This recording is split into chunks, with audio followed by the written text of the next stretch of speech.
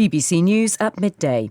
At least 40 people, most of them students, have been killed in a secondary school in western Uganda by a rebel group from the neighbouring Democratic Republic of Congo.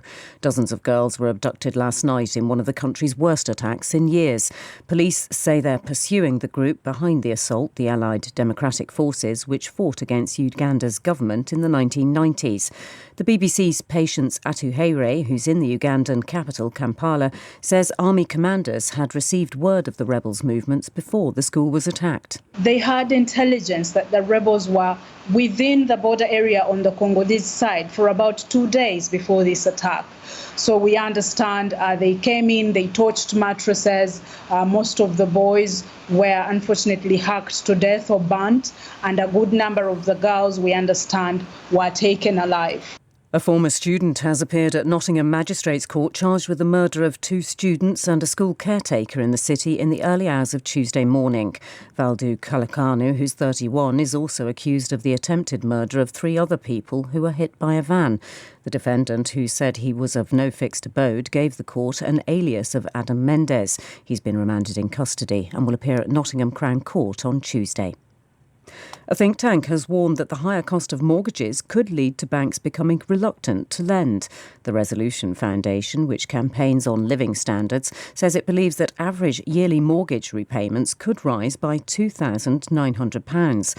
Sarah Coles is from the financial services company Hargreaves Lansdown. She says fears about core inflation have been driving up interest rates and mortgage costs, and these concerns were compounded this week. We had jobs figures which showed that wages had gone up massively, and that really worried people. It was going to mean sort of more people buying more. And then to add insult to injury, we had sort of Andrew Bailey and we had Jeremy Hunt both say things about, interest rates are going to have to go as high as they have to, which really convinced the markets that we were going to see much, much bigger rises. A 3-year-old boy and a girl aged 11 are among 4 people who've been found dead in a flat in West London. Their bodies were discovered on Friday afternoon after officers forced their way into the property in Hounslow. Police say they're not seeking anyone else in connection with the deaths. Anti-obesity campaigners say they're dismayed by a new delay in introducing a ban on 2-for-1 junk food deals in England. The plan had already been pushed back to this October, but it'll now be a further year before it comes in, with Rishi Sunak arguing it would be unfair to restrict options while food prices were high.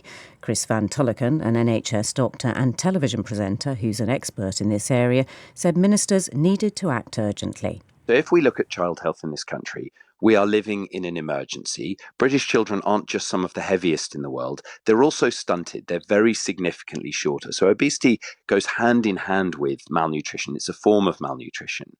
And we've known about this emergency now for well over a decade. And successive governments have really done absolutely nothing. The King has been taking part in his first Trooping the Colour parade as monarch. He rode on horseback to inspect the troops at Horse Guards Parade. In the next hour, there will be an extended flypast that will include the Red Arrows. The royal family will watch from the balcony of Buckingham Palace. Cricket now, and England's Stuart Broad has taken 2 wickets within an hour of Australia resuming their first Ashes innings in Birmingham. Broad bowled David Warner. He then dismissed Marcus Labuschagne first ball. Having started the day on 14 without loss, a short time ago, Australia were 39 for 2, trailing England by 354. BBC News.